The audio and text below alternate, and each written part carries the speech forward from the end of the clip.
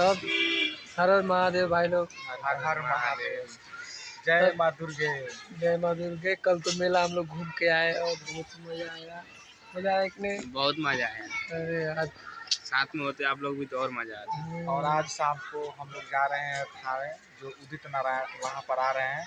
आप सभी दोस्तों से मैं रिक्वेस्ट करता हूँ कि शाम को 7 बजे से लाइव हमारे साथ जुड़ जाइए उदित नारायण को देखने के लिए। थावे में जो महापर्व लग रहा है, थावे के पावन धरती पर मेला में हम आपका शाम को 7 बजे मजा आने वाला है। और आप लोग को पणकिया भी खिलाएंगे वहाँ का। बोलिए थावे वाली माई की जय। तो मैं एक गाना सुनाना चाहता हूँ आप लोगों को, ठीक है? तो अखिया बंद करी ले जब जब, अखिया बंद करी ले जब जब, आवेलू तू ख्याल में, एगो चुम्मा दे के गाल में, हो एगो चुम्मा दे के गाल में, कह दिहलू ए हाल में, एगो चुम्मा दे के गाल में।